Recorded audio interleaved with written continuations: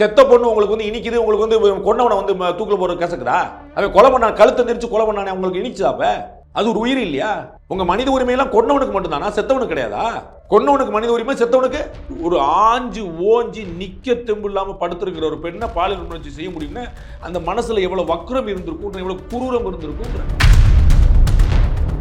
உறவுக்கு அழைக்கிறது வேற, ஒரு உறவு வச்சுக்கிறது வேற. இப்படி பாலியல் கொடுமை நீ எப்படி செய்ய முடியும்? தஞ்சாவூர் பக்கத்துல ஒரு பெண் தான் கூட்டு பாலியல் வன்கொடுமை செய்யப்பட்டிருக்கன்னு சொல்லி போலீஸ் ஸ்டேஷன் போயிருக்காங்க. போமா வேற ஆளை பாருமா அப்படின்ட்டு ஜிஹெச் போயிருக்காங்க. அப்புறம் போய் கியூல நில்லுமா அப்படின்ட்டு. இது தமிழ்நாட்டில் நடந்திருக்கு. கொல்கத்தால வந்தா தலைப்பு செய்தி போடக்கூடிய ஊடகங்கள் தமிழ்நாட்டில் நடந்த பத்தி யாரும் பேச மாட்டாங்க. கூட்டு பாலியல் வன்கொடுமை கொல்கத்தா சம்பவத்துக்கு பிறகு தனியார் பள்ளி கல்விகள் இயக்குனர் வந்து ஒரு சுற்றறிக்கை வெளியிட்டிருக்கிறார். இந்த என்சிசி பிரச்சனை கிருஷ்ணகிரியில் நடந்ததுக்கு பிறகு ஆண் மாணவர்களுக்கு ஆண் ஆசிரியர் நடத்தணும், மாணவிகளுக்கு பெண் ஆசிரியர் நடத்தணும். ஒருத்தன் தப்பு செஞ்சான்னா அவனை வெளுத்து கட்டி அடிச்சு தொங்க விடுறதை விட்டு போட்டு அப்போ இனிமேல் ஆண் ஆசிரியர்கள்லாம் மாணவர்களுக்கு, பெண் மாணவிகளுக்கெல்லாம் வந்து பெண் ஆசிரியர்கள். எங்கே உங்கள் பார்வையே வேறையா இருக்குன்றேன். இதுதான் இங்கே பிரச்சனை. பாரத பிரதமர் நரேந்திர மோடி 3 வருஷம் முன்னாடி டெல்லியில் செங்கோட்டையில் தான் பேசுகிறாரு. 6 மணிக்கு மேலே பெண் குழந்தைகள் வெளியே போனால் எங்கே போகிறேன்னு கேட்குறோமே, பசங்க போனால் கேட்குறோமான்னு கேட்குறாரு. நீ பேச வேண்டிய விஷயமே வேறன்ற. இந்த மருத்துவ மாணவி என்ன செய்வா, இந்த தஞ்சாவூர் பெண் குழந்தை என்ன செய்வா, இந்த கிருஷ்ணகிரி பெண் குழந்தை என்ன செய்வா? இவங்க இல்லை இல்லையே பிரச்சனை, அவன் செஞ்சவன்ட்டுல பிரச்சனை இருக்கு. அப்போ நீங்கள் இங்கே பெண்களை திரும்பி ஒழுங்குபடுத்துறேன்னு கிளம்பி பெண்களை திரும்ப சிறை வைக்கிறதுக்கான ஏற்பாடு நடக்கும். பள்ளிக்கூடத்தில் நம்மளை நம்பி படிக்க வந்துட்டு சார்னு சொல்லக்கூடிய ஒரு மாஸ்டரை பார்த்து அவன் வந்து பெண்களை வந்து பாலியல் வன்கொடுமை செய்கிறான்னா அவனுக்கு எவ்வளோ வக்கர புத்தி இருக்குன்ற. அவர் தலைமறைவாக இருக்கிறாங்களா, தேடிட்டு இருக்கிறாங்களா? என்ன காமெடி! அவர் விஜய் மல்லையாவா? ஃபாரின் போயிட்டாருங்க, என்ன செய்யணும்? இங்கே தானே சுற்றி தர்மபுரியில் அடி கிருஷ்ணகிரி அடி இங்கே தான் சுற்றிட்டு இருக்கு. எங்கே போயிருப்பார் அவர்? அவங்களுக்கு 15 நாளில் பெயில். அவங்களுக்கு அப்புறம் விசாரணை வருஷ கணக்காக போய்கிட்டே இருக்கும். போயிட்டு வாய்தா போயிட்டு இருக்கும். செய்கிறவங்களுக்கு ஒரு துணிச்சல் வருதா இல்லையா, பார்த்துக்கலாம்டா அப்படின்னு. மருத்துவர்களின் போராட்டத்தில் முன்வைக்கக்கூடிய விஷயம், மருத்துவர்கள் பாதுகாப்புக்கான சட்டம் வந்து பார்லிமெண்ட்ல 5 வருஷமா கிடப்பில் இருக்கு. அதெல்லாம் நான் நம்பலைங்க. அதாவது கொலை பண்ணா மரண தண்டனை, சரிங்களா? இப்போ டாக்டரை கொலை பண்ணா என்ன தண்டனை கொடுக்கணும்? மரண தண்டனை. ஸோ நீங்கள் தண்டனையிலேயே இங்கே மாற்றம் இல்லாமல் போது நீங்கள் ஸ்பெஷல் ஆக்டில் என்ன இருக்குன்ற எனக்கு அது தடுக்குமான்னு தெரியல. எனக்கு அவங்க மேலான ஒரு அலட்சியத்துக்கான ஒரு உதாரணம். நாடாளுமன்றத்தில் ஈஸியாக சட்டத்தை நிறைவேற்ற முடிகிற அரசால சார் நிறைவேற்றப்படாத 5 வருஷமா அது கிடப்பில் இருக்குன்னா ஒரு அலட்சிய பார்வை தான். நடைமுறைப்படுத்த முடியாத சட்டங்களை நிறைவேற்றாமல் இருப்பது இது நடைமுறைப்படுத்த முடியாது. போராடக்கூடிய மாணவிகள் தங்கி இருக்கக்கூடிய இடத்துல ஒரு மோப் அட்டாக் நடக்குது. அதான் திட்டமிட்டு குற்றவாளிக்காக ஏன் நீங்க இந்த மரணம் வந்து இன்னும் பெருசாச்சுன்னா இது வந்து அரசாங்கம் இது வந்து எந்த மாதிரி பார்க்குதுங்கிற கேள்வி வரும். Kolkata government, Mamata Banerjee government, Trinamool government அரசாங்கம் எப்படி பார்க்குற கேள்வி வரும். அவங்க என்ன முயற்சி எடுக்கிறாங்கன்னு கேள்வி வரும். அவங்களே ஆர்ப்பாட்டம் பண்றாங்க. யாருக்கு? லா அண்ட் ஆர்டர் யாருடைய பிரச்சனை? ஒரு முதல்வரே நீதி கேட்டு போராடுறாங்க. அதான் அப்ப நீ யார்கிட்ட கேட்குறாங்க? கடவுள்கிட்டயா? கடவுளே இந்த மாநிலத்தில் இப்படி நடக்குது நீ பார்க்க மாட்டியான்னு கேட்குறாங்களா? அந்த பில்டிங்கே பக்கத்தில் வந்து அவங்க உடனே வந்து டெமாலிஷ் பண்ணி அதை ரெனோவேஷன் பண்ணுறதுக்கு அனுமதி கொடுக்குறாங்க. இங்கே தான் சர்ச்சை நடந்திருக்கு, இங்கே தான் வந்து அவங்க பாதுகாப்பு பண்ணா இது பாதுகாப்புலையும் போட்டு அந்த இடத்துல பக்கத்தில் வந்து இடிச்சு பிடிச்சி போயிட்டு இருந்தால் எப்படி நீங்கள் ஆதாரங்கள் எடுப்பீங்க? ரத்த மாதிரிகள் வேண்டாமா? ஒரு முடி ஹெல்ப் பண்ணும். மொத்த பில்டிங்கை காலி பண்ணுறேன். கல்கட்டாவில் ஒரு பெண் மருத்துவ மாணவி, உயர்கல்வி பயிலக்கூடிய பெண் மருத்துவர், அவர்களுடைய அந்த பாலியல் வன்கொடுமை செய்யப்பட்டு கொல்லப்பட்ட விவகாரம் நாடு முழுக்க பெரும் சர்ச்சைகளை ஏற்படுத்தி இருந்துச்சு. இது குறித்து உங்களுடைய பார்வை? அதில் நமக்கு ஏதாவது வித்தியாசமான பார்வை யாருக்காவது இந்தியாவில் உலகத்தில் யாருக்காவது இருக்குமான்னு? உலக நாடுகள் பூரா ஒரே இடத்துல இருக்கிறாங்க. அது ஒரு பணி செய்யக்கூடிய மருத்துவர், ஒரு புனிதமான பணி. அது வந்து அவங்க ஒரு 36 மணி நேரம் தொடர் வேலை பண்ணி தூங்குறதுக்கு நேரம் இல்லாமல், இடம் இல்லாமல், ஒரு சேஃபான இடமா இருக்கும்னு நினச்சி இந்த ஹாஸ்பிட்டலே இருக்கக்கூடிய ஒரு வராண்டாவில் படுத்துருக்குறாங்க. அதை ஒரு பெண்ணாக ஒரு உடம்பாக பார்த்து ஒன்றுக்கு மேற்பட்டவர்கள் பாலியல் வன்முறையில் ஈடுபட்டிருக்கிறாங்க அப்படின்னு போஸ்ட்மார்ட்டத்துக்கு பிறகான தகவல்கள் தெரிகின்றன. அது வந்து கடுமையான கண்டனத்துக்குரியது. இதை ஒரு வழக்காக நடத்தி ஒருத்தர் கைதாக இருக்கிறார். நாளைக்கு அவர் வந்து பெயிலில் வருவார். அதுக்கப்புறம் வந்து இன்னும் 2 பேர் கைதாவாங்க, முடிஞ்சிடும். அதுக்கப்புறம் வந்து ஒரு வழக்கில் தீர்ப்பு கிடைக்கலாம். அது விசாரணை நீதிமன்றமாக இருக்கும். செஷன்ஸ் கோர்ட் வரைக்கும் போவாங்க. அதுக்கு பிறகு வந்து இது வந்து கொலை நடந்திருக்குங்கனால மரண தண்டனை செஷன்ஸ் கோர்ட் வரைக்கும் போகும். அதற்கு பிறகு ஹைகோர்ட், அதுக்கப்புறம் சுப்ரீம் கோர்ட், அதுக்கப்புறம் 4 பேர் வந்து பாவம் கொல்கத்தா வாசிகள், அவர்களை மன்னியுங்கள், அவர்களுடைய உயிர் போகக்கூடாது அப்படின்னு அவங்களுக்காக ஒரு 4 பேர் இயக்கமாக கிளம்பி அவங்களெல்லாம் விடுதலை பண்ணுங்க. அதில் ஒருவர் சிறுவர், அந்த 4 பேரில் வந்து ஒருத்தர் சின்ன பையன், அவனை ரிலீஸ் பண்ணுங்க அப்படின்லாம் கிளம்பி போய் மாறாமல் இருக்கிறதுக்கு காலகாலத்தில் தண்டனை கொடுத்தணும். ஸோ குற்றம் நடந்தது, தடுக்க முடியல, அதை வந்து கண்டுபிடிச்சிருக்கணும், குற்றவாளிகளை விரைவாக தண்டிச்சிடணும். அப்படின்னா தான் இது கதைக்கும். ஏன்னா இது வந்து நம்ம பேசி 2 வாரத்துக்கு மேலே ஆகிப்போச்சு. இது நடந்து 2 வாரத்துக்கு மேலே ஆகிப்போச்சு. தமிழ்நாட்டில் இதே போல் சம்பவங்கள் நடந்துட்டு இருக்கு. கூட்டு பாலியல் வன்கொடுமை நடந்துகிட்டு இருக்கு. சரிங்களா? தஞ்சாவூர் பக்கத்தில் ஒரு பெண் தான் கூட்டு பாலியல் வன்கொடுமை செய்யப்பட்டிருக்குன்னு சொல்லி போலீஸ் ஸ்டேஷன் போயிருக்காங்க. போமா வேற ஆளை பாருமா அப்படின்ட்டு இருக்காங்க. ஜிஹெச் போயிருக்காங்க. அப்புறம் போய் கியூவில் நில்லுமா அப்படின்ட்டு இருக்காங்க. இது தமிழ்நாட்டில் நடந்திருக்கு. கொல்கத்தாவில் வந்தால் தலைப்பு செய்தி போடக்கூடிய ஊடகங்கள் தமிழ்நாட்டில் நடந்ததை பற்றி யாரும் பேச மாட்டாங்க. கூட்டு பாலியல் வன்கொடுமை இந்த கொல்கத்தா சம்பவத்துக்கு பிறகு கிருஷ்ணகிரியில் பள்ளிக்கூடத்தில் என்சிசிங்கிற பேரில் மாணவிகளுக்கு பாலியல் வன்கொடுமை செஞ்சுருக்கிறாங்க. சொன்னால் வெளியே போட்டு விட்ருவேன், தள்ளி விட்ருவேன்னு சொல்லி மிரட்டி வச்சுருக்காங்க. அது பள்ளிக்கூடத்தில் நடந்திருக்கு. தொடர்ந்து ஒரு மாணவிக்கு இல்லை 10-15 மாணவிக்கு. அது வரமாட்டுது. எனக்கு ஒன்றும் தெரியவே இல்லை. கொல்கத்தாவில் முதல் பக்கம் வருது, 8 மணி விவாதம் வருது, தலைப்பு செய்தி வருது. கிருஷ்ணகிரிலையும் தஞ்சாவூர்லையும் நடக்கிறது வரமாட்டுதுன்னு எனக்கு ஒன்றும் புரியவே இல்லை. இந்த செய்திகளும் வருது. அது நாடு முழுக்க மருத்துவர்களே போராட்டங்களை அறிவிக்கிறாங்க, புறக்கணிப்பு போராட்டங்களை. மாணவிகளுக்கு நடந்தால் பிரச்சனை இல்லையா? விவசாயியுடைய மகளுக்கு நடந்தால் பிரச்சனை இல்லையா? நான் கொல்கத்தா மருத்துவருக்கு நடந்ததில் ஜீரணிக்க முடியாததுன்றேன். கடும் தண்டனை, உச்சபட்ச தண்டனை. அவர்கள் விடுதலை செய்யப்பட்டிருக்க கூடாது, பட்டுவிடக்கூடாதுன்ற. ஏற்கனவே பல வழக்குகளில் பல காரணங்களில் விடுதலை செய்யப்பட்ட மாதிரி இதில் விடுதலை செய்யப்படக்கூடாதுன்ற. அதில் எனக்கு குழப்பமே இல்லை. கூடவே பக்கத்து வீட்லேயும் திரும்பி பார்க்க சொல்ல, அங்கே பார்க்குறோமே இங்கேயும் திரும்பி பாருங்கன்ற. சார், ஒரு நாளைக்கே கிட்டத்தட்ட 80-90 பாலியல் வன்கொடுமைகள் நடக்கிறதா ரிப்போர்ட் ஆகிற கணக்கே நமக்கு வருது. அப்படி இருந்தும் ஏன் ஒரு சிலது மட்டும், அதுவும் இது ஒரு ஊடகங்கள் எதில் வெளிச்சம் பெறுதோ அதை கொண்டு வந்துடுறாங்க. அதில் யாருக்கும் தெளிவு இல்லாமல் கொண்டு if I am not wrong, இன்றைக்கி ஒரு தனியார் பள்ளி கல்விகள் இயக்குனர் ஒரு சுற்றறிக்கை வெளியிட்டிருக்கிறார்.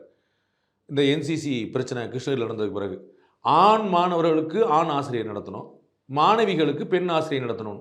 இது ஆகிற காரியமா? இது நடக்கிற விஷயமா? அப்போ நீங்கள் என்ன சொல்லி நாளைக்கு பெண்களே பள்ளிக்கு அனுப்பான்னு சொல்ல போகிறீங்களா? பெண்கள் 4 மணிக்கு மேலே இருக்கக்கூடாதுன்னு சொல்லுவீங்களா? ஸ்பெஷல் கிளாஸ் கொடுக்கூடாதுன்னு சொல்லுவீங்களா? டீச்சிங் கொடுக்கூடாதுன்னு சொல்லுவீங்களா? காலைல 5 மணிக்கு கோச்சிங் ஓடுறாங்களே, என்சிசிக்கும் ஸ்போர்ட்ஸுக்கும் படிப்புக்கும் வர்றாங்களே, நடக்கூடாதுன்னு சொல்லுவீங்களா? எங்கே கொண்டு முடிக்க போகிறீங்க?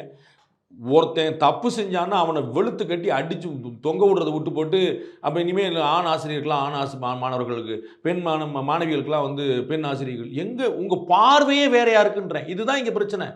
பாரத பிரதமர் நரேந்திர மோடி 3 வருஷம் முன்னாடி டெல்லியில் செங்கோட்டையில் தான் பேசுகிறாரு. 6 மணிக்கு மேலே பெண் குழந்தைகள் வெளியே போனால் எங்கே போகிறேன்னு கேட்குறோமே, பசங்க போனால் கேட்குறோமான்னு கேட்குறாரு. நீ பேச வேண்டிய விஷயமே வேறன்ற. இந்த மருத்துவ மாணவி என்ன செய்வா, இந்த தஞ்சாவூர் பெண் குழந்தை என்ன செய்வா, இந்த கிருஷ்ணகிரி பெண் குழந்தை என்ன செய்வா, இவங்கெல்லாம் இல்லையே பிரச்சனை. அவன் செஞ்சவன்ட்டல்ல பிரச்சனை இருக்குது. அப்போ நீங்கள் இங்கே பெண்களை திரும்பி ஒழுங்குபடுத்துறேன்னு கிளம்பி பெண்களை திரும்ப சிறை வைக்கிறதுக்கான ஏற்பாடு நடக்குது. நீ வீட்டை விட்டு வெளியே வராத, நீ வேலைக்கு போகாத, நீ படித்தா தானே, இதுக்கு தான் நான் பள்ளிக்கூடமே போகக்கூடாதுன்னு சொல்லி பேரண்ட்ஸ் பேசுவாங்களா மாட்டாங்களா? காலகாலத்தில் கல்யாணம் தர்மபுரி மாதிரி பின்னங்கி பகுதியில் என்ன செய்வாங்க, காலகாலத்தில் கல்யாணம் பண்ணிச்சுன்னா அந்த பிரச்சனையே வந்திருக்காதுமா. அவன் பண்ண அட்டகாசத்துக்கு இந்த பிள்ளைகளோட படிப்பு பாழாகும். அப்போ நம்ம பார்வையே மாற்றி பார்க்குறோம்ன்ற. அவள் ஊடகங்கள்லேருந்து, அரசியல்வாதிகள்லேருந்து, அரசாங்கத்துலேருந்து மொத்தமே தப்பாக இருக்குது, மொத்தமே பார்வையாக இருக்குது, மொத்தமே ஆண்களுடைய பார்வையில் பார்க்குறாங்க, பெண்களுடைய பார்வையில் பார்க்க மாட்டுறாங்கன்ற. அது ஒரு பெண்ணாக இருந்து பார்த்தா அந்த இடத்த புரிஞ்சுக்க முடியுன்ற. எவ்வளோ பெரிய ஒரு ஆஞ்சு ஓஞ்சி நிற்க தெம்பு இல்லாமல் படுத்திருக்கிற ஒரு பெண்ணை பாலியல் வன்முறை செய்ய முடியும்னா அந்த மனசில் எவ்வளோ வக்ரம் இருந்திருக்குன்ற, எவ்வளோ குரூரம் இருந்திருக்குன்ற. ஒரு குழந்தைய கூட்டு பாலியல் வன்கொடுமை செய்ய முடியும்னா ஒருத்தன் இல்லை 2, அவன் ஏதோ பாலியல் வன்கொடுமை தூண்டப்பட்டான்னு 3-4 பேர் சேர்ந்து கூட்டு பாலியல் வன்கொடுமை எவ்வளோ மோசமான விஷயம் இருக்குன்னு. பள்ளிக்கூடத்தில் நம்மளை நம்பி படிக்க வந்துட்டு சார்னு சொல்லக்கூடிய ஒரு மாஸ்டரை பார்த்துட்டு அவன் பெண்களை பாலியல் வன்கொடுமை செய்கிறான்னா அவனுக்கு எவ்வளோ வக்ர புத்தி இருக்குன்ற. அப்போ இந்த விஷயங்களை நம்ம அணுகாமல் அவர்களை என்ன செய்யறதுன்னு பார்க்காம அவர்கள் தலைமறைவாக இருக்கிறாங்களா, தேடிட்டு இருக்கிறாங்களா? என்ன காமெடி. அவர் விஜய் மல்லையாவா? ஃபாரின் போயிட்டாருங்க, என்ன செய்யணும்? இங்கே தானே சுற்றி தர்மபுரியில் அடி, கிருஷ்ணகிரி அடி, இங்கே தான் சுற்றிட்டு இருக்கு. எங்கே போயிருப்பார் அவர்? அப்போ நம்முடைய பார்வையே மாறா இருக்குன்ற. அவங்களுக்கு 15 நாளில் பெயில், அவங்களுக்கு அப்புறம் விசாரணை வருஷக்கணக்காக போய்கிட்டே இருக்கும், போயிட்டு வாய்தா போயிட்டு இருக்கும். அப்போ இனார்டினன்ட் டிலே அப்படின்னு நீதிமன்றம் அப்புறம் வரும். அப்புறம் ஒரு நாள் விடுதலை பண்ணிடுவாங்க. ஒரு பாலியல் வன்முறை மட்டுமில்ல, கொலை கொள்ளை வழக்குகள்லேயே கிட்டத்தட்ட ஒரு 70% வழக்குகளில் உச்சநீதிமன்றம் வரைக்கும் ரொம்ப விடுதலை ஆயிடுது. 100 கொலை நடந்தால் 70 கொலை 30 கொலை தான் தண்டனையே கிடைக்குது. அப்போ உங்களுக்கு என்ன, யாருக்கு எப்படி எது அதிகமாக இருக்கணும்? 70% தண்டனை, 30% விடுதலை இருந்தால் மன்னிச்சு விடலாம். அது ஏற்க முடியாது. 100% தான் இருக்கணும். அதாவது நம்ம ஏற்க முடியாது. இப்போ ரிவர்ஸில் இருக்கு. நீங்கள் கேட்டு பாருங்க 4 பேர்கிட்ட. அப்போ இந்த செய்கிறவங்களுக்கு ஒரு துணிச்சல் வருதா இல்லையா, பார்த்துக்கலான்டா அப்படின்னு வழக்கறிஞர்கள் சொல்லுவாங்க, அந்த தூண்டி விடுறவங்க சொல்லுவாங்க. ஆம்ஸ்ட்ராங் கொலை வழக்கில் எவ்வளோ பேர் கைதாராங்க? நெட்வொர்க் எங்கே போகுது? உண்மையான குற்றவாளி காங்கிரஸ் கட்சியிலேருந்து 2 பேர் அரெஸ்ட் ஆகிட்டாங்க. அண்ணன் செல்வப்ப பதில் சொல்லணும். அப்போ எவ்வளோ பெரிய நெட்வொர்க். அப்போ அந்த நெட்வொர்க்கு துணிச்சல் எப்படி வருதுன்னு நான் கேட்குறேன். பார்த்துக்கலாம், ஒன்றும் பிரச்சனை இல்லை, வெளியே வந்துடலாம். அந்த துணிச்சல் தானே. ஆம்ஸ்ட்ராங் ஒரு சமூகத்தில் தெரிஞ்ச ஆளுங்கிற யாருக்கும் தெரியாதா?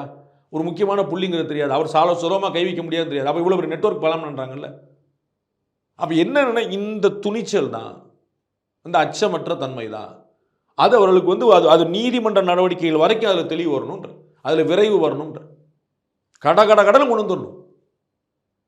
நீங்கள் மகளிருக்குன்னு தனி நீதிமன்றங்கள் இருக்குது, லஞ்சத்துக்கு ஊழலுக்கு தனி, எல்லாம் விரைவு நீதிமன்றங்கள் தனி, ஃபாஸ்ட் ட்ராக் கோர்ட் எல்லாம் சொல்லுங்க. என்ன நடக்குது? எந்த கேஸ் 20 வருஷத்துக்கு முடியுதா? அப்போ நீதிமன்றங்களும் ஒரு உடும்பு பிடிச்சி நீங்கள் வந்து ஒரு பண்ணாதான் அடுத்தடுத்து நகர்த்த முடியும். காவல்துறை அவங்க வழக்கறிஞர்களை குத்தம் சொல்ல, வழக்கறிஞர்கள் நீதிமன்றம் சொல்ல, நீதிமன்ற அரசை சொல்ல, அரசு மக்களை சொல்ல, இப்படியே சுற்றிக்கிட்டு இருந்தால் பாதிக்கப்பட்டவர்களுக்கு என்ன நீதி?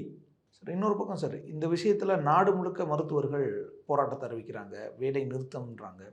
எங்கேயோ கல்கத்தாவில் நடந்திருக்கு, இங்கே நீங்கள் கேட்ட மாதிரி இப்போ இவ்வளோ விஷயங்கள் நடக்குது, இதெல்லாம் நம்ம பேசணுமா? அதுக்கு ஏன் இப்படி இது பேசணும்னு சொல்றேனே தவிர அதை பேசக்கூடாதுன்னு சொல்லலை. நல்லா புரிஞ்சுங்க.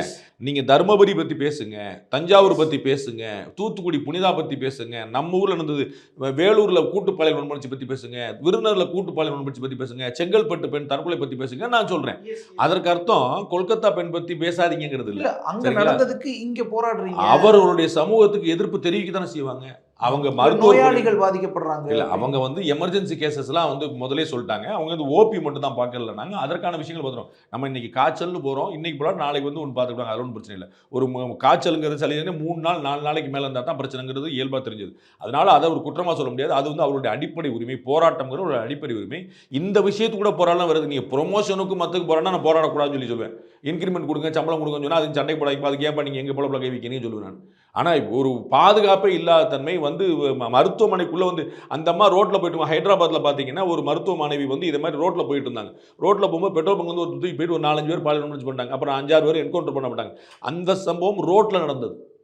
சரிங்களா? இது மருத்துவமனை வளாகத்துக்குள்ளே நடக்குது. அப்போ அது எவ்வளோ மோசமானது? அப்போ எங்கே பாதுகாப்பு இருக்குது? நீங்கள் அந்த இது நீங்கள் கேட்டு பார்க்கணும். அந்த நீங்கள் தனியாக பேட்டிகளே பண்ணலாம். இந்த 4 வருஷம் எம்பிபிஎஸ் முடிச்சுட்டு 1 வருஷம் அவங்க வந்து ப்ராக்டிஸ் பண்ணிகிட்டு இருப்பாங்க. அவங்க அந்த 1 வருஷம் அவங்களுக்கு வந்து லீவு கிடையாது, ஆஃப் கிடையாது, டியூட்டி டைம் கிடையாது, 24 ஹவர்ஸ் டியூட்டி. சரிங்களா? 8 ஹவர் டியூட்டின்னு சொல்கிறாங்களே, அப்படி உலகத்தில் உள்ளது இங்கே கிடையவே கிடையாது. இது குளோபல் ஃபினாமினா. அப்படிங்களா? அது தமிழ்நாட்டிலேயோ கொல்கத்தாலேயோ மட்டும் கிடையாது, எல்லா இடத்துலையும் மருத்துவர்களுக்கு. ஆமாம், அவங்களுக்கு சீனியர் பயிற்சி. அவங்களாம் வந்து சீனியர் எப்போ இன்னும் சொல்ல போனால் அது வேற ஒரு தனி பிரச்சனை. அந்த சீனியர்ஸ்லாம் அப்போ தான் பழி வாங்குவாங்கன்னே சொல்லுவாங்க. அவன் வந்து நான்லாம் எவ்வளோ கஷ்டப்பட்டேன், இந்த மாமியார் மருமக மாதிரி நான்லாம் இவ்வளோ நாள். அப்போ இவங்க பார்த்து ரிலீவ் பண்ணி விட்டா தான் அவங்க போக முடியுமே. அல்லது அவங்க போன நேரத்துக்குள்ளே இவங்க போகணும். சீனியர்ஸ் வந்து இப்போ சீனியர் டாக்டர் ஓய்வு எடுக்க போயிருக்காருன்னு அந்த கேப்பில் நீங்கள் ஓய்வு எடுத்துக்கணும். அவங்களுக்கு பாத்ரூம் போகிறதுக்கு இடம் கிடையாது, நேரம் கிடையாது. பாத்ரூம் போகிறதுக்கு இடமும் கிடையாது. ஆமாம். எங்க தமிழ்நாட்டு பள்ளிக்கூடங்களோட மருத்துவமனை நிலைமை நீங்கள் பார்த்தாலே போதுங்க. நீங்கள் போய் சும்மா ஒரு இதுவே பெரிய ஹாஸ்பிட்டல்ல சார், அங்கே கூட அங்கேயே அந்த லட்சணம் இருக்குன்னா நீங்கள் மற்ற இடத்துல பார்த்துக்கங்க. தமிழ்நாட்டை போய் பாருங்கள், பள்ளிக்கூடங்கள் போங்க, எத்தனை மாணவிகள் இருக்கிறாங்க, எவ்வளோ கழிவறைகள் இருக்குன்னு பாருங்கள். எத்தனை மருத்துவமனைக்கு போங்க, எத்தனை நோயாளிகள் உள்நல அனுமதி பாருங்கள், எவ்வளோ கழிப்பறைகள் இருக்கு பாருங்கள். அந்த கழிப்பறைகள் எப்படி இருக்குன்னு ஒரு பார்வை பாருங்கள். அங்கேயே நோய் தொற்று வந்துடும். அதான் நினச்சிட்டு நம்ம வந்து ஏதாவது ஒன்று பேசுனா அதை மட்டும் பேசுகிறோம், அதுக்கு பின்னாடி உள்ள கான்சிக்வன்சஸ் யோசிக்க மாட்டோம். ஏன் அந்த பெண் வந்து ஃப்ளோரில் படுக்க நேர்ந்துச்சு? அவங்களுக்கு ஓய்வு ஒழிச்சலே கிடையாது. அது ஒரு ப்ராக்டிஸ்னு வச்சுங்க. மருத்துவர்கள் தயாராக இருக்கணும். அவங்களுக்கு வந்து சுயலாபத்தை விட்டுட்டு சொந்த கணக்கை விட்டுட்டு போய் நிற்கணுங்கிறது பார்ப்பாங்க. ஒரு டாக்டர் வந்து வீட்டுக்கு போயிருப்பார், வீட்டுக்கு போய் அப்போ தான் கால் நீட்டி ஷூ அவுத்துருப்பார். அந்நேரம் டாக்டர் காப்பாற்றன்னு வந்து நிற்பாங்க. அப்போ அவர் திரும்ப போதான் போலீஸ் வழியோ இவங்க வழியோ 360 ஜாப். அதில் வந்து ஒரு குழப்பமே இல்லை. ஆனால் வந்து அவங்களுக்கு எவ்வளோ அசௌகரியம், அப்போ அரசாங்கம் அவங்களுக்கு எவ்வளோ சௌகரியம் பண்ணி கொடுக்கணும். சமூகத்தில் உயர்ந்த ஒரு பொசிஷன், எல்லோராலும் மதிக்கப்படக்கூடிய பொசிஷன், இவங்களுக்கு வசதிகள் தான் இருக்கும் அப்படின்னு தானே ஒரு பொது சமூக ஒரு எண்ணமாக இருக்கு. அதெல்லாம் மருத்துவர்களாக ஆகி நீங்கள் தனியாக ப்ராக்டிஸ் பண்ணி நீங்கள் வருமானம் சம்பாதிக்கிற இடத்துல இது வந்து மருத்துவமனையில் பயிற்சியில் இருக்கும்போது என்ன நடக்குங்கிறது, மருத்துவ மாணவியாகவும் மருத்துவ பயிற்சியாளர் இருக்கும்போது என்ன நடக்குன்னு சொல்கிறாங்க. அங்கே கேட்குறதுக்கு ஆள் இல்லை, பார்க்குறதுக்கு ஆள் இல்லை. அதே பில்டிங்கில் அதுக்கப்புறமே போய் தாக்கல் நடக்குது. அங்கே ஏற்கனவே பாலியல் நடந்துருச்சுன்னு ஒரு பிரச்சனை, அந்த பில்டிங்கை போய் அட்டாக் பண்ணுறாங்களே. போராடக்கூடிய மாணவிகள் தங்கி இருக்கக்கூடிய இடத்துல ஒரு மோப் அட்டாக் நடக்குது. அதான் திட்டமிட்டதான் கேள்வி. ஏன் நீங்கள் இந்த மரணம் வந்து இன்னும் பெருசாச்சுன்னா இது வந்து அரசாங்கம் இது வந்து எந்த மாதிரி பார்க்குதுங்கிற கேள்வி வருது. Kolkata government, Mamata Banerjee government, Trinamool government அரசாங்கம் எப்படி பார்க்குற கேள்வி வருது. அவங்க என்ன முயற்சி எடுக்கிறாங்கன்னு கேள்வி வருது. அவங்களே ஆர்ப்பாட்டம் பண்ணுறாங்க. மம்தா பானர்ஜி இறங்கி நீதி யாருக்காக? யாருக்கு? லா அண்ட் ஆர்டர் யாருடைய பிரச்சனை? ஒரு முதல்வரே நீதி கேட்டு போராடுறாங்க. அதான் அப்போ நீ யார்கிட்ட கேட்குறாங்க? கடவுள்கிட்டயா? கடவுளே இந்த மாநிலத்தில் இப்படி நடக்குது நீ பார்க்க மாட்டியான்னு கேட்குறாங்களா? இதுதான் அரசியல்வாதிகள் தான் எல்லாம் மடைமாற்ற வேலை. அதுதான் அங்கே தான் திரும்பி பாரத பிரதமர் மேற்கோள் காட்டுறேன். நீங்கள் வந்து இந்த பக்கமே பார்த்துட்டீங்களே, அந்த பக்கம் பாருங்கள். இந்த ஆம்பளை பசங்களை கேள்வி கேளுங்க. அதை கேட்காம நீங்கள் எப்படி செய்ய முடியும்? அது எப்படி நீ ஒரு உறவுக்கு அழைக்கிறது வேற, ஒரு உறவு வச்சுக்கிறது வேற. இப்படி பாலியல் கொடுமை நீ எப்படி செய்ய முடியும்? அந்த புள்ள வந்து ஆஞ்சு ஓஞ்சு படுத்துக்கிறதுக்கு 4 பேர் 5 பேர், அது எவ்வளோ கூறுறோம், மனசுல எவ்வளோ வக்கரம். இது இது இது எப்படி ஏற்க முடியும்? எந்த நியாயப்படுத்த முடியும் இதுக்கு? இது எப்படி நம்ம வந்து ஆமாங்கன்னு புரிஞ்சுக்கிறதுக்கு என்ன இருக்கு? ஒரு ஏழை ஒரு வீட்டில் திருடுனான்னா அதுக்கு வந்து ஒரு லாஜிக் சொல்லலாம். ஓ ஆமாப்பா பட்டினியில் இருந்தான், பசியில் இருந்தான். இது என்ன நியாயம் சொல்ல முடியும் நீங்க? அப்ப இது யார் கேட்பா இத? அந்த இடம் தாக்கப்படுது, அந்த மருத்துவமனை வளாகம் தாக்கப்படுது, பக்கத்துல கல்கத்தா உயர்நீதிமன்றம் கேள்வி கேட்குது. அந்த பில்டிங்கே பக்கத்துல வந்து அவங்க உடனே வந்து டெமாலிஷ் பண்ணி அதை ரெனோவேஷன் பண்றதுக்கு அனுமதி கொடுக்குறாங்க. இங்கே தான் சர்ச்சை நடந்திருக்கு, இங்கே தான் வந்து அவங்க பாதுகாப்பு பண்ணா, இது பாதுகாப்பு மட்டும் அந்த இடத்துல பக்கத்துல வந்து இடிச்சு பிடிச்சு போயிட்டு இருந்தா எப்படி நீங்க ஆதாரங்கள் எடுப்பீங்க? ரத்த மாதிரிகள் வேண்டாமா? ஒரு முடி ஹெல்ப் பண்ணும். அது பிராண்டி இருந்தாங்கன்னா அந்த நகத்தில் இருக்கக்கூடிய ஒரு தசை, ஒரு முடி, ஒரு சின்ன அங்கே டிஎன்ஏ மூலமாக நம்ம சின்ன சின்ன எடுக்கலாம். இப்போ மொத்த பில்டிங்கை காலி பண்ணுறேன்றேன். அங்கே அந்த கரெக்டாக அந்த பில்டிங்கை தேடி போய் அட்டாக் பண்ணியிருக்காங்க. இறைவன் கருணையில் அந்த பில்டிங்கில் பக்கத்து பில்டிங் மாற்றி போயிட்டாங்க. சரியாக கைடு பண்ணல அவங்கள. உள்ள நுழைஞ்சிருக்காங்க பிளான் பண்ணி. யாரு சார் அப்படி நுழைஞ்சிருப்பா? யார் சொல்லுங்க? அப்படி ஒரு நீங்க சொல்லுங்க, யாரும் சொல்லுங்க. அரசாங்கம் உங்க அரசாங்கம் நடக்கு, நீங்க சொல்லுங்க. லா அண்ட் ஆர்டர் யார் பார்க்கணும் சொல்லுங்க. ஹோம் மினிஸ்ட்ரி யார் கண்ட்ரோல் இருக்குன்னு சொல்லுங்க. காவல்துறை கமிஷனர் போடுறாரு, அவங்களுடைய பெண் காவலர் தாக்கப்பட்டது போட்டு நாங்கள்லாம் பெண் இல்லையா, எங்களுக்கு தான் பெண்கள் இல்லையா? இது என்னங்க போட்டி? இது காவல்துறைக்கு பொதுமக்களுக்கு போட்டியா? உங்களை கற்பழிச்சிட்டாங்க, எங்களை அடிச்சிட்டாங்க பார்த்து, அப்போ நீ எதுக்கு போலீஸா இருக்க? நீங்க தானங்க நடவடிக்கை, உங்களுக்கு தான் துப்பாக்கி கொடுத்துருக்கு, உங்களுக்கு தான் அதிகாரம் கொடுத்துருக்கு, உங்களுக்கு தான் லத்தி கொடுத்துருக்கு, உங்களுக்கு தான் யூனிஃபார்ம் கொடுத்துருக்கு. யூ ஆர் அண்டர் அரெஸ்ட் அப்படின்னு நீங்க தானே சொல்ல முடியும். அவன் சொல்ல முடியுமா? அப்ப எல்லா அதிகாரமும் உங்கள்ட்ட இருக்கும், அதை நீங்க சரியா பயன்படுத்தாம அல்லது துஷ்பிரயோகம் பண்ணிக்கிட்டு, அப்ப பாதிக்கப்பட்ட பெண்ணுக்கான நீதி கிடைக்காம நாங்களும் தான் பாதிக்கப்பட்டு. எனக்கு புரியவே இல்லையே. உடனே சிபிஐக்கு மாத்திட்டாங்கல்ல. நீதிமன்றம் தலையிட்டு வாங்குன்னு வாங்கலன்னா எப்படி நடந்திருக்குன்னு சொல்லுங்க. நீதிமன்றம் வாங்கிடுச்சு. தமிழ்நாட்டை சேர்ந்த திரு சிவஞானம் அவர்கள் அங்கே நீதியரசராக இருக்கிறாரு, அங்கே போட்டு வாங்குன்னு வாங்கிட்டாங்க. இல்லைன்னா நடந்துங்க, அது வந்து விசாரணை நடக்கும்போது எடுத்துட்டாங்க. வேறு வழியே இல்லாமல் அந்த அம்மா கொடுத்தாங்க. இவங்க இந்த மாதிரி வந்து ரொம்ப முன்னாடி வந்து சிபிஐ கொல்கத்தா வெஸ்ட் பெங்கால்குள்ள நுழைய விட மாட்டேன்னு சொன்ன அம்மா. அந்த அம்மா பர்மிஷன் இல்லாமல் விசாரணை. என்ன பர்மிஷன் இல்லாமல் வருவாங்களா? எப்படி வருவாங்க? அவன் அம்மாவுக்கு சட்டம் தெரியாதா? ஒன்று மாநில அரசு கேட்கணும், இல்லை நீதிமன்றம் தலையிடணும். சிபிஐ எந்த கேஸ் எடுத்துருக்கு சொல்லுங்க? மாநில அரசின் பரிந்துரையும் நீதிமன்ற உத்தரவு இல்லாமல் எந்த கேஸ் எடுத்துருக்கு சொல்லுங்க? என்ன பெர்மிஷன்? விசா வாங்கணுமா வெஸ்ட் பெங்கால்குள்ளே போகிறதுக்கு? பங்களாதேஷ்காரன் பூரா விசா எல்லாம் உள்ளே வந்துடுறான், அதை தடுக்கிறதுக்கு வழி இல்லைங்க. சார், இந்த விவகாரம் எதற்கான ஒரு சிக்னலாக பார்க்கலாம்? இது என்னத்துக்கான ஒரு சமூகம் எவ்வளோ குட்டிச்சவராக போயிருக்குங்கிறதுக்கான ஒரு எச்சரிக்கை. நீதித்துறை உள்பட காவல்துறை உள்பட எல்லோரும் எவ்வளோ துரிதமாக வேலை பார்க்கணுங்கிறது முக்கியம். நீங்கள் வந்து பாலியல் வன்முறை நாளையில் நடக்காதுன்னு நான் சொல்ல. நீங்கள் வந்து யாரோ ஒருத்தருடைய ஆட்சி புனிதமாக நரேந்திர மோடி தமிழ்நாட்டின் முதலமைச்சராக வந்தால் பாலியல் வன்முறை நின்றுமான நிற்காது. சரிங்களா? நான் வந்து எந்த ஒரு உட்டோப்பியன் தாட்டுக்கு போய் கற்பனைக்குள்ளே போயிட்டு நான் வந்து யாருக்கோ வக்காலத்து வாங்க வரல. ஆனால் அந்த நம்ம செய்ய வேண்டியது என்ன? அந்த எண்ணிக்கை குறைஞ்சிக்கிட்டே வரணும். ரயில் விபத்து நடக்குது, ரயில் விபத்து ஐஸ்வர்யம் வைஷ்ணவ் என்னப்பா பண்ணிட்டு இருக்காங்க, முந்தானத்தோட நீ கம்மியாக நடக்குது. இப்படி தான் நம்ம ஆறுதல் அடைய வேண்டியது. கொஞ்சம் கொஞ்சமாக குறைச்சிட்டே வாங்க நடக்கும். அப்போ இந்த மாதிரி சம்பவம் நடக்காமல் குறையும். அப்போ விழிப்புணர்ச்சி ஏற்படுத்தும். அப்போ பெண்களை நீ எப்படி அணுகணுங்கிற சொல்லணும். சமுதாய விழிப்புணர்ச்சி கொண்டு வரணும். நீதிமன்ற தண்டனை தர வேற என்ன வழி இருக்கு? நீங்கள் அதை நீ கொண்டு வரல. கொலை பண்ணால் மரண தண்டனை இருக்கு, ஆனால் என்னைக்கு கொலை பண்ணால் என்னைக்கு மரண தண்டனை? அப்போ கடைசியாக நீங்கள் மரண தண்டனை என்னைக்கு எக்ஸிக்யூட் பண்ணியிருக்கீங்க? அப்போ இருக்கிற சட்டத்தை நீங்கள் எக்ஸிக்யூட்டிவ் பண்ண மாட்டீங்க. லைஃப் இஸ் லைஃப்னு சொல்கிறீங்க. ஒரு ஆயுள் தண்டனை ஆயுள் முழுக்க சிறையில் இருக்குன்னு சொல்கிறீங்க. நீதிமன்றம் 100 முறை சொல்லியிருக்கு. ஜஸ்டிஸ் சதாசிவம் உட்பட 100 பேர் சொல்லியிருக்காங்க. லைஃப் இஸ் லைஃப், ஆயுள் தண்டனை ஆயுள் முழுக்க இருக்கணும். நீங்கள் தானே புதுசு ரிலீஸ் பண்ணுறீங்க. அண்ணா பிறந்தநாள், ஜெயலலிதா பிறந்தநாள், எம்ஜிஆர் பிறந்தநாள், பெரியார் பிறந்தநாள், கொல்கத்தாவில் யாருக்கோ பிறந்தநாள், எல்லாருக்கும் வந்து அவங்க தான் ரிலீஸ் பண்ணிட்டே போகிறாங்க. அப்போ மரண தண்டனை எக்ஸிக்யூட் பண்ணுறது கிடையாது, ஆயுள் தண்டனை எக்ஸிக்யூட் பண்ணுறது கிடையாது. அவனுக்கு என்ன பயம் வரும்? இவனே ஒரு 30% தான், 70% வெளியே போயிட்டான். சொல்ல போறீங்களா? சங்கர்ராமன் கொலை வழக்கில் யார் மேலே குற்றம் சாட்டப்பட்டோ அவர் விடுதலை ஆகிட்டாங்க. சரி, அதில் வந்து அவங்க தப்பு செய்யலை அப்போ நீதிமன்றம் சொல்லி நான் நம்புகிறேன். அப்போ கொன்னது யாருங்கிறது தெரியணும்ல. தாகிருஷ்ணன் கொலை வழக்கில் இப்போ தண்டிக்கப்பட்டவங்க குற்றம் சாட்டப்பட்டவங்க விடுதலை ஆகிட்டாங்க. ரைட், அவங்க தப்பு செய்யலை, நான் ஏற்கிறேன். ஆனால் கொன்னது யாரும் தெரியும்ல? தெரிஞ்சுதா? தாகிருஷ்ணனை கொன்றது யார்? சங்கர்ராமனை கொன்றது யார்? இந்த கேள்விக்கு ஏன் பதிலே கிடைக்கல? அப்ப நீதிமன்றம் காவல்துறை இதை பூரா துரிதகையில் பண்ணாதான் ஒரு அச்சம் வரும்ன்ற. தண்டனையே கிடைக்காதுன்னு தெரிஞ்சுன்னா, விடுதலை ஆகலான்னு தெரிஞ்சிருச்சுன்னா எப்படி தானே வரும்? தனசிங் கேஸில் என்னாச்சு? ஜெயக்குமார் தனசிங் திருநெல்வேலியில் என்னாச்சு? ஏன் நம்ம நேரு சகோதரர் ராமஜெயம் என்னாச்சு? அப்போ தப்பு செஞ்சவங்க இங்கே வெளியே இருப்பாங்கல்ல. அந்த தப்பு செஞ்சவங்க நமக்கு தெரியல யாரு, அவருக்கு எங்கேயே வெளியே இருப்பாங்கல்ல. அவங்களுக்கு என்ன இருக்கும்? 10 வருஷம் ஆகிப்போச்சு, நம்மளாம் ஜாலியாக இருக்கும். 12 வருஷம் ஆகிப்போச்சு, ஒரு பிரச்சனை இல்லை, அரெஸ்டே பண்ணல. நீங்கள் வேங்கை வயலில் செஞ்சவங்களுக்கு எப்படி இருக்கும்? இன்னும் துணிச்சல் வந்திருக்காதா? 1.5 வருஷம் ஆச்சு, யாராலையும் பிடிக்க முடியல. அப்போ அவங்களுக்கு குழுவே கிடைக்கல. அப்போ அடுத்த இடத்துல செய்யலாம். அப்படி தானே யோசிப்பாங்க. அப்போ துரித கதியில் தண்டனைங்கிறது ஒரு மைல்கல். அதுவே எல்லாத்தையும் தீர்த்துடும் சொல்லல. விழிப்புணர்ச்சி, தடுப்பு வழிகள் 150 விஷயங்கள் சொல்லணும். குறிப்பாக இந்த ஆண்கள் சமுதாயத்துக்கு சொல்லணும் சில விஷயங்களை.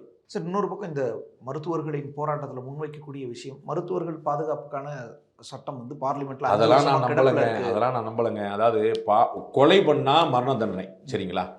இப்போ டாக்டரை கொலை பண்ணா என்ன தண்டனை கொடுக்கணும்? கொலைதான். ஆனா பாதுகாப்புக்கு ஒரு ஸ்டெப்பா இருக்கும். அதுவே 5 வருஷமா நிறைவேற்றாம திருமாவளவன் வந்து ஆணவ படுகொலைக்கு தனியாக சட்டம் ஒன்று பாரு. இந்த தனி சட்டத்தில் நான் உடன்படலைங்க. எனக்கு அதெல்லாம் தெரியல. நீங்கள் மருத்துவர் பாதுகாப்பு சட்டம் உனக்கு கொண்டு வந்துட்டீங்க, என்ன செய்வீங்க? நீங்கள் எல்லா மருத்துவரும் 10 போலீஸ் போடுவீங்களா? உள்ள இடத்துக்கே போலீஸுக்கு வழியை காணும். பாதி போலீஸ் பந்தோபஸ்துக்கு போயிருது, மீதி போலீஸ் ஷார்ட்டேஜில் இருக்குது. அப்புறம் ஜெயலலிதா அவர்கள் வந்து விஸ்வரூபம் படத்துக்கு சொன்னாங்க, நான் ஊரான பாதுகாப்பு கொடுத்துருக்க முடியுமா அப்படின்னாங்க. தேட்டராக பாதுகாப்பு கொடுத்துருக்க முடியுமான்னு. அப்போ ஏற்கனவே நம்மகிட்ட ஷார்ட்டேஜ் இருக்குது. அப்போ நீங்கள் என்ன செய்வீங்க? மருத்துவ பாதுகாப்பு சட்டம் என்ன செஞ்சுருவீங்க? தனி சட்டங்கள்ங்கிறது வந்து ஒரு பம்மாத்து வேலைங்க, அது ஏமாத்து வேலைங்க. அவங்களுக்கு தெரியாது. ஒரு ஹாஸ்பிட்டல்னா மருத்துவர்களுக்கு இத்தனை இருக்கணும், இவ்வளோ ஃபெசிலிட்டிஸ் இருக்கணும், அதை கட்டாயமாக்குள்ள அந்த அடிப்படை விஷயங்களை அடிப்படை வசதிகள் அங்கே இருக்கும் சார். மருத்துவ அங்கே வந்து ஒருத்தர் குத்திட்டு போயிட்டா சார், என்ன சார் செய்வீங்க? நம்ம அன்றாட பார்க்க குடிச்சு போட்டு வந்து ட்ரீட்மெண்ட் கொடுக்குற மருத்துவர் அடிக்கிறாங்க சார், அதுக்கு என்ன செய்வீங்க? நீங்க என்ன பண்ணுவீங்க? கடுமையாக்குறதுக்கான ஒரு விஷயம் இருக்கு, தடுக்கிறதுக்கான ஒரு இல்ல சார், ஒரு வழிகாட்டலா இல்ல சார். முருகேசன் அடிச்சாலும் தப்பு தான், டாக்டர் அடிச்சாலும் தப்பு தான். நீங்க டாக்டருக்கு ஸ்பெஷலா அங்க என்ன இருக்கு? முருகேசன் அடிச்ச தானே அதே பொருந்தும்லங்கன்ற நானு. அங்க குடிச்சு நீங்க மருத்துவ மாணவி பாலியல் வன்கொடுமையில கொலை, அதற்கு உச்சபட்ச தண்டனை என்ன? மரண தண்டனை. சரி, முருகேசன் வந்து கொலை, அவருக்கு என்ன தண்டனை? அவருக்கு உச்சபட்ச தண்டனை, அவருக்கு மரண தண்டனை தானே. ஸோ நீங்கள் தண்டனையிலேயே இங்கே மாற்றம் இல்லாத போது நீங்கள் ஸ்பெஷல் ஆக்டில் என்ன இருக்குன்றீங்க? எனக்கு அது தடுக்குமான்னு தெரியல. எனக்கு நீங்கள் இருக்கிற உச்சபட்ச தண்டனையே தடுக்கும். அவங்க மேலான ஒரு அலட்சியத்துக்கான ஒரு உதாரணம். நாடாளுமன்றத்தில் ஈஸியாக சட்டத்தை நிறைவேற்ற முடிகிற அரசால சார் நிறைவேற்றப்படாத 5 வருஷமா அது கிடப்பில் இருக்குன்னா ஒரு அலட்சிய பார்வைதான். நடைமுறைப்படுத்த முடியாத சட்டங்களை நிறைவேற்றாமல் இருப்பது நல்லது. இது நடைமுறைப்படுத்த முடியாது. நீங்கள் எதை நடைமுறைப்படுத்திருக்கீங்கன்னு சொல்லுங்கன்ற. கொலை பண்ணால் மரண தண்டனை வச்சிருக்கீங்களா? மரண தண்டனை கடைசியாக எப்போ பண்ணீங்க? கொலை எப்போ கடைசியாக சொல்லுங்க. அதுக்கு குற்றவியல் சட்டமே அப்போ தேவையில்லைன்ற முடியாதுல்ல. இல்லை, நான் கேட்குற நான் அப்படி சொல்லலை. நான் கேட்குற கேள்வி நல்லா உள்வாங்கிக்கணும். கொலைக்கு மரண தண்டனை இந்தியாவில் சட்டம் இருக்கு, சரிங்களா? கொலை இன்னைக்கு நடந்திருக்கா? நேற்று நடந்திருக்கா? டெய்லி நடந்திருக்கா? மரண தண்டனை எப்போ நிறைவேற்றுச்சு? என்னுடைய கேள்வி நல்லா உள்வாங்கி. சமீபமாக நிறைவேற்றப்படுறது இல்லை சார், அவ்வளோதான். அதுவே ஒரு பெரிய டிஸ்கஷன்ல இருக்கு. என்ன டிஸ்கஷன் வேண்டி கிடக்கு? செத்த பொண்ணு உங்களுக்கு வந்து இனிக்குது, உங்களுக்கு வந்து கொண்டவனை வந்து தூக்கில் போடுற கசக்குதா? அவன் கொலை பண்ண கழுத்தை நெரிச்சு கொலை பண்ணானே உங்களுக்கு இனிச்சா? அப்ப அது ஒரு உயிர் இல்லையா? கொலைக்கு கொலை தீர்வான்னு கேட்பான். கொலைக்கு என்ன தீர்வு? கொலைக்கு வந்து பறிச்சு கொடுப்போமா? தீர்வார் மனம் திரும்பி வந்துடுவான். முன்னாபாய் எம்பிபிஎஸ் மாதிரி நம்ம வந்து கட்டி பிடிப்போம், அரவணைச்சு ஒரு வைத்தியம் கொடுப்போம். ஐயோ கொலை பண்ணிட்டேப்பா, உனக்கு தெரியவே இல்லைப்பா, அப்படி பண்ணக்கூடாது அப்படி நம்ம செயல்ன்றதோட அடிப்படை நோக்கம் சமூகத்துல குற்றவாளிகளை தெரியாம செய்யறவர்கள் அப்படி செய்யலாம் sir. Navjot Singh Sidhu cricket player, காங்கிரஸ்காரில் இருந்தார், பிஜேபி இருந்தார். அவர் வந்து ஒரு அடிதடி கேஸ்ல மாட்டினார். அவருக்கு ஒருத்தருக்கு சண்டை, இப்படி பேசும் சண்டையில் அடிச்சு போட்டார், அவர் செத்து போயிட்டார், சரிங்களா? அப்போ கல்பபிள் ஹோமிசைட் சொல்லுவாங்க. கொலை செய்கிற நோக்கம் இல்லை, ஆனால் அடிச்சல செத்து போயிட்டார். அவர்களுக்கு திருந்தருக்கு வாய்ப்பு கொடுக்கலாம், புரியுங்களா? ஏதோ வாக்குவாதம் மட்டும் போய் சண்டையை போச்சு உணர்ச்சிப்பட்டேன்னு திட்டமிட்டு நடக்கிற நீங்கள் எப்படி சொல்வீங்க? ஆம்ஸ்டாங் கொலையில் நீங்கள் அரவணைப்பீங்களா? நாளைக்கு எங்கே போகிறாரு, எங்கே வர்றாரு, எப்போ நிற்கிறார், பிளான் பண்ணி ஸ்கெட்ச் போட்டு 25 பேர் இன்னைக்கு வரைக்குமே கைது. அப்போ அந்த பொண்ணு வந்து தனியாக படத்துக்கு தெரிஞ்சிருக்குது. அப்போ வந்து ஒன்றுக்கு மேற்பட்ட வந்திருக்கிறாங்க, அதை பாதுகாக்கிறதுக்கான முயற்சி நடக்குது. அப்போ நீங்கள் அதுக்கு வந்து என்ன செய்யுங்க? கட்டிப்பிடி வைத்தியம் சொல்லணுமா அவங்களுக்கு? உலகம் முழுக்கவே இந்த டிஸ்கஷன் இருக்குல்ல, மரண தண்டனை சார். உலகம் உருப்படாம போகுது, நான் என்ன செய்யணும் பார்ப்பேன். நீங்கள் கீழே விழுந்தீங்கன்னா நான் கீழே விழணுமா? நீங்கள் திமுக சப்போர்ட் பண்ணால் நான் பிஜேபி சப்போர்ட் பண்ணுமா? உங்களுடைய பார்வை உங்களுக்கு, என்னுடைய பாதை எனக்கு. ஏன்னா உலகம் முழுக்க என்ன கிழிக்குது. உலகம் கிழிச்சா என்ன, கிழிக்காட்டி என்ன? எனக்கு நான் தனிப்பாக இருந்தாலும் சொல்லிட்டு போகிறேன். நான் சைனா பக்கம் போயிட்டு இருக்கேன். சைனாவில் எப்படி செய்யறாங்க, நீ போவீங்களா? நாடு முழுக்க நிறைவேற்றுறது இல்லை, நாடு முழுக்க தான் சார் சொல்றேன். செத்தவங்களுக்கு என்ன நீதி சொல்றீங்க? உங்க மனித உரிமையெல்லாம் கொன்னவனுக்கு மட்டும்தானா, செத்தவனுக்கு கிடையாதா? கொன்னவனுக்கு மனித உரிமை, செத்தவனுக்கு, கொல்லப்பட்டவனுக்கு வெளியே விடணும்னு சொல்லி வெளியே விட்டுருக்கீங்கன்ற சார். நான் மரண தண்டனையை ஆயுள் தண்டனையா குறைக்கிறீங்க, ஆயுள் தண்டனை நடுவில் விட்டுறீங்க, 70% ஆட்கள் தண்டிக்கிறது இல்லை. என்ன சார் செய்யறீங்கன்னு சொல்லுங்க. உங்க மனித உரிமையில எங்க வேலை செய்யுது? டிஸ்கஷன் ஓடுது வேர்ல்டு வைடு. எங்க எதை நோக்கி ஓடுன்னு சொல்லுங்க. பூரா வெளியே விடுறதா? ஸோ தண்டனைகளை கடுமையாக்குறதும் நிறைவேற்றுறதும் அதுவும் ஒரு தீர்வு. நான் சொன்னது காது கொடுத்துவாங்க. ஆண்களுக்கு சொல்லித்தரணும், நீதித்துறை விசாரணை வேகப்படுத்தணும், வழக்கறிஞர்கள் ஒத்துழைக்கணும், காவல்துறை கண்காணிக்க, எல்லாமே தான் சொல்றேன். எனக்கு கிறுக்கா பிடிச்சிருக்கு, செஞ்சா உடனே சரியா அப்படின்னு சொல்றதுக்கு யாருமே அவங்களுடைய வேலையை செய்யாமல் நாடு சுபிச்சுவாங்க. எப்படி நடக்கும்?